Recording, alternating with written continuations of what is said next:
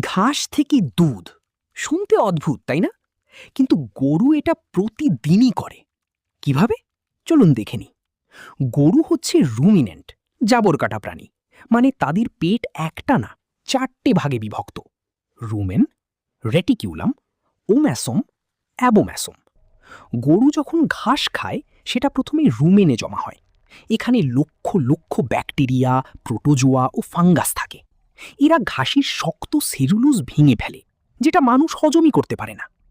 এই প্রক্রিয়াকে বলা হয় ফার্মেন্টেশন। রুমেন থেকে আধা পচা খাবার আবার মুখে উঠে আসে, গরু সেটাকে আবার চিবায়। এটাই জাবর কাটা। মাইক্রোবরা ঘাস ভেঙে তৈরি করে ভোলাটাইল ফ্যাটি অ্যাসিড ও গ্যাস, যেমন মিথেন ও কার্বন ডাই অক্সাইড। এই ফ্যাটি অ্যাসিডগুলো গরুর শরীরে শক্তি দেয়। খাবারের পর যায় ওম্যাসম, এখানে খাবার থেকে পানি শোষণ করে। 2. অ্যাবোম্যাসম, আসল পেট, যেখানে এনজাইম দিয়ে হজম হয়। আসল ম্যাজিকটা এখানে। ঘাস থেকে পাওয়া পুষ্টি, ফ্যাটি অ্যাসিড, প্রোটিন, গ্লুকোজ রক্তের মাধ্যমে গরুর স্তনে যায়। সেখানে এই উপাদানগুলো দিয়ে তৈরি হয় দুধের ফ্যাট, প্রোটিন ও ল্যাকটোজ, অর্থাৎ দুধের চিনি। এই পুরো প্রক্রিয়াকে বলা হয় ল্যাকটেশন।